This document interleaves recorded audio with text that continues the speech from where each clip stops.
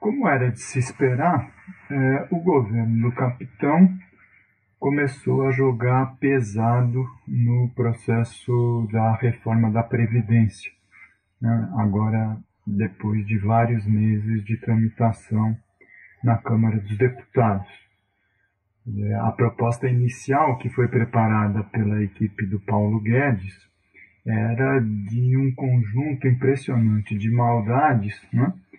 E que prontamente já foram recusadas lá atrás pelos próprios parlamentares e integrantes da base de apoio do governo, né? Então, aquela coisa de reduzir o benefício de prestação continuada, o BPC, dificultar o acesso à previdência pela parte dos rurais, a introdução da loucura da capitalização, né, que na verdade era a grande arma de destruição, de desmonte do regime geral da Previdência Social.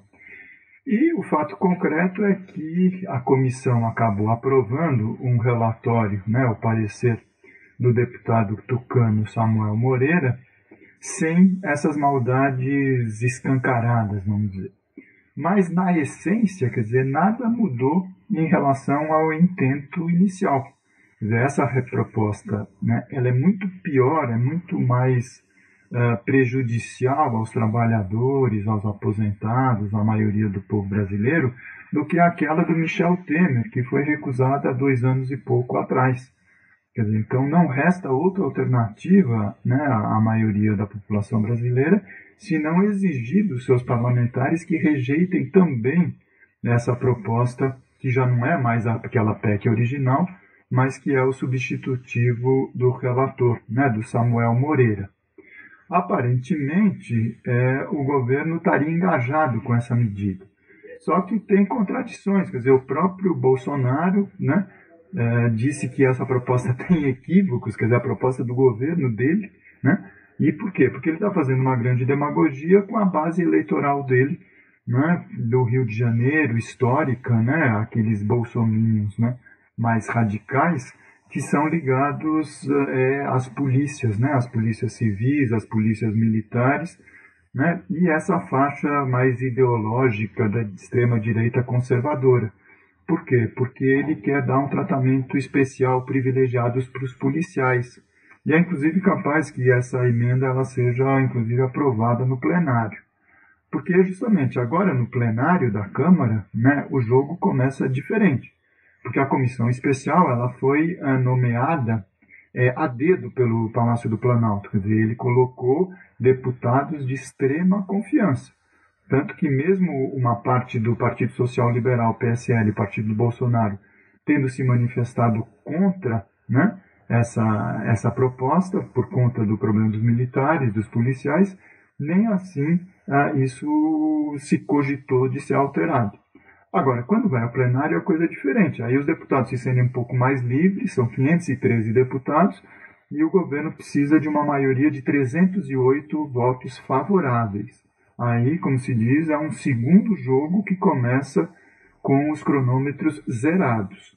O governo está fazendo o máximo, né, para tentar aprovar aquela que é considerada a mãe de todas as reformas, né, e está, então, tentando liberar verbas de forma escancarada de emendas parlamentares em troca do voto.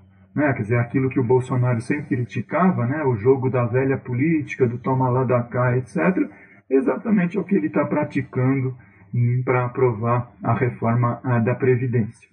E qual é o problema central? Quer dizer, é que apesar de ter retirado todas as maldades extremas, continua sendo uma reforma que não toca 1 milímetro naquilo que o Bolsonaro vem falando há vários meses e essas propagandas oficiais pagas, né, e muito bem pagas para os meios de comunicação, continuam também alardeando que essa reforma vem para acabar com privilégios. Isso é mentira. 85% do esforço de economia orçamentária que o governo promete, né, esses tal de 1 trilhão em 10 anos, agora não vai ser mais 1 trilhão, vai ser 850 bilhões, não importa. 85% desse esforço é voltado para retirar direitos da maioria da população que se aposenta pelo regime geral da Previdência Social, o RGPS, o nosso INSS. E os privilegiados, eles continuam intocáveis. Porque, como todo mundo sabe, quer dizer, os verdadeiros privilegiados da nossa sociedade, eles não dependem da Previdência, nem da Previdência oficial do INSS, nem são servidores públicos. Eles vivem do patrimônio e da renda financeira que eles oferem por outras atividades de especulação. E eles continuam sendo completamente beneficiados. Por quê? Porque eles mantêm a isenção de imposto sobre lucros e dividendos. O fim dessa isenção já daria praticamente esse esforço todo que o governo pretende fazer. Eles não mexem no imposto sobre grandes heranças, ele não mexe no imposto sobre grandes fortunas, ou seja, seriam tributos, esses sim que deveriam ser implantados para promover um pouco mais de justiça social e para reduzir o que o governo fala que é os privilégios. Porque os privilegiados, segundo o governo, são aqueles que ganham mais do que um salário mínimo. Então, a pessoa que ganha 2 salários mínimos, por essa lógica de aposentadoria, R$ 1.800, esse cara é considerado um privilegiado? Isso é uma loucura. Os privilegiados estão fora. Não é pelo fato de que 98% dos aposentados do campo, por exemplo, dos rurais, recebem apenas um salário mínimo, que quem recebe 2 seja um privilegiado, de maneira nenhuma. Então, as forças democráticas, as forças progressistas, não resta uma outra alternativa que não seja exigir dos seus deputados que votem contra essa proposta no âmbito do plenário da Câmara dos Deputados. O presidente da Câmara, Rodrigo Maia, está muito interessado em continuar mostrando serviço para o sistema financeiro, tá certo? Quer dizer, ele está tentando dizer que nem o Bolsonaro, nem o Paulo Guedes são os verdadeiros interlocutores, o que ele tem até um pouco de razão, porque o Paulo Guedes entrou numa rota de colisão, denunciando a Câmara dos Deputados, os parlamentares, dizendo que são todos corruptos em potencial, e o Bolsonaro, por outro lado, não defende a proposta, porque, na verdade, ele é contra. Ele, como parlamentar, ao longo de 28 anos de mandato, votou contra todas as propostas de reforma da Previdência. E aí, de repente, ele vira um bonzinho para o sistema financeiro? Não.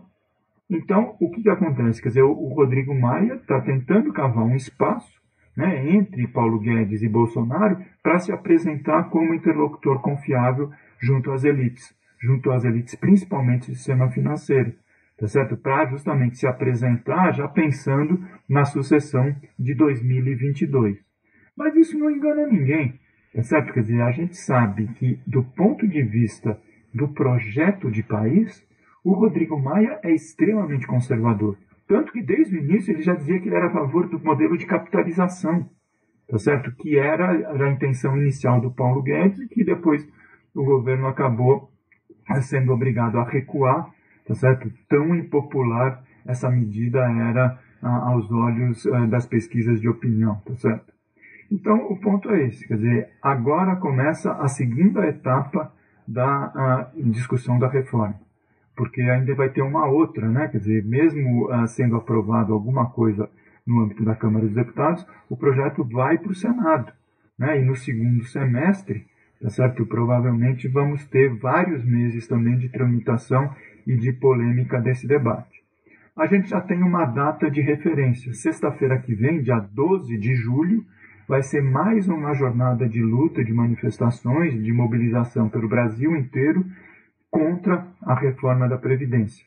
É fundamental, tá certo, que a população brasileira se manifeste contra, tá certo? Porque no momento em que o próprio governo, né, através dessa crise do Morogate, né, como está sendo chamado, extremamente acuada, tá certo? O governo está bastante acuado e a proposta da reforma da Previdência, quer dizer, não ajuda na recuperação da popularidade, porque cada vez está mais claro para todos que essa reforma ela visa proteger a elite, né, o 1% do topo da pirâmide, e, mais uma vez, repetir a velha ladainha de que o sacrifício é para o patamar de baixo da pirâmide social, a população de baixa renda, tá certo? Que nunca mais vai conseguir se aposentar na vida se essa proposta for aprovada pelo Congresso Nacional.